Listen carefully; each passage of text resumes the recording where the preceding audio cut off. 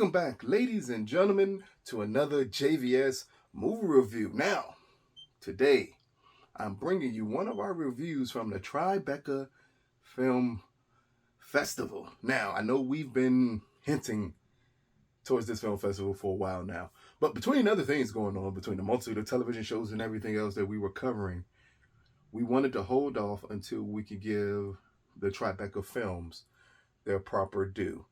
And here's one of them that definitely is the reason why we needed to give them their proper due. This one is called Rounding, and this one was directed by Alex Thompson. It's starring Namir, Smallwood, Sidney, Flanigan, Michael Plotz, and Kelly O'Sullivan. And here's a quick synopsis of it. A driven young medical resident transfers to a rural hospital for a fresh start. There, the demons of his past start to catch up to him when he becomes consumed by the case of a young asthma patient. Now, let's start off by first saying this is the first film I watched at the Tribeca Film Festival. And it gave off creepy vibes just off of the poster I saw of it. And I said, okay, I got to check this film out. Now, the film starts off with Namir Smallwood's character, James, as he is taking care of an older woman in a hospital. We don't particularly understand what's going on at that moment with the elder woman, but the elder woman ends up coding and passing. And when that happens, it breaks him. So then we pick up with him transferring to this rural hospital to get that fresh start, to try to get his mind back together. Here we are introduced to the term rounding for people that did not know what that means. And that's when medical students or medical residents go around with a doctor and they go around checking on all the patients to find out what's going on. Sometimes those residents step in, give a diagnosis, they look at the patient's charts, things of that nature. Here's when he meets Sidney's character, and that's Helen Atso is the name of Sidney's character in the film, as she's just in bed. She has lung issues. No one knows why she's continuously having these lung issues. But at that point, as James is looking at her chart, James becomes kind of obsessed with finding out what's going on with her. At the same time he's becoming obsessed with what's going on with her, we are seeing James mentally break down through some amazing shots, amazing forms of cinematography, where it really feels like we're seeing issues with James. We get a scene with James where he's running down the steps and he damn near twists to break his ankle. And after that happens, for the remainder of the film, he's walking with this limp. We get glimpses of this pain that's going on with him that he's not taking care of. He's neglecting himself as he becomes obsessed with this patient. During the course of the film, it feels like the patient is suffering with, not the patient is suffering, but the patient's mother is suffering from Munchausen syndrome, which means she's harming her daughter to get the attention and everything of this nature. That's where this film takes off to a different level. As then we get James completely breaking down. We get Dr. Potts. I said Dr. Potts. Jeez Louise.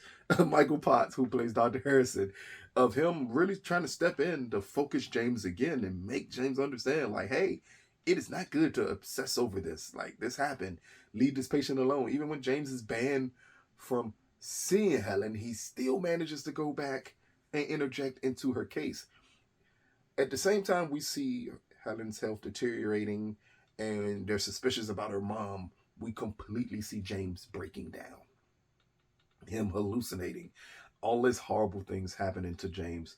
And by the time we get to the third act, I want to say you think the film is going to go one way, and it gives one of the best endings of the Tribeca Film Festival by the end of this film, because it goes places you didn't expect it to go.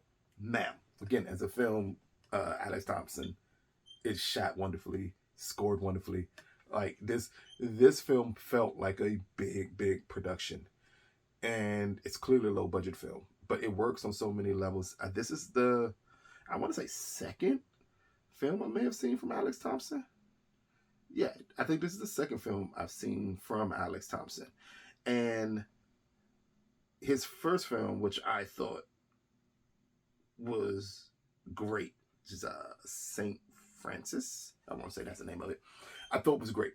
And this film is a solid follow-up to that film. Again, he does a great job with drama, build and horror elements to build suspense in the film.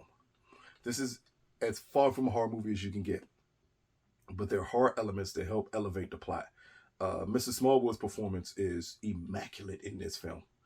As I'm watching this film, I was wondering why I had never heard of him before, and why I needed to see more of him on screen. He is amazing in this film and does a great job of just sucking you in. As at the same time, you're worried and concerned about James, you're also a little terrified of what James could do because you see him mentally breaking down on film. And he does a great job of just his performance of this guy who doesn't have everything together. And he's leaning on this case as a way to partially redeem himself, but partially distract himself from the rest of his world falling apart.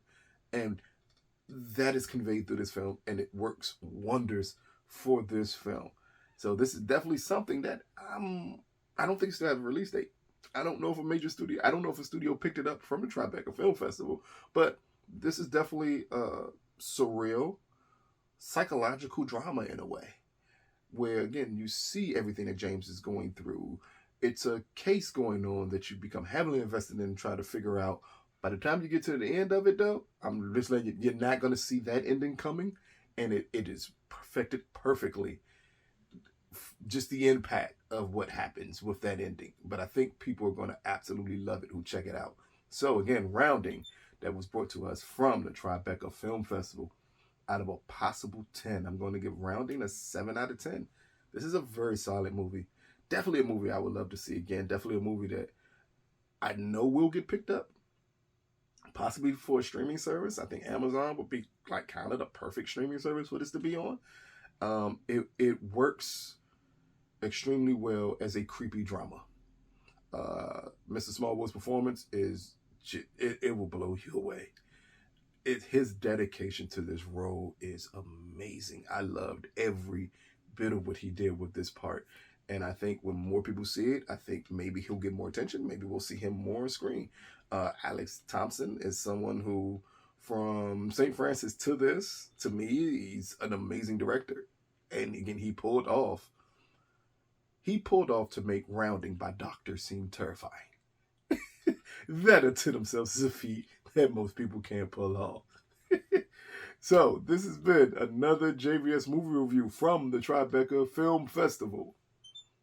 Peace, people.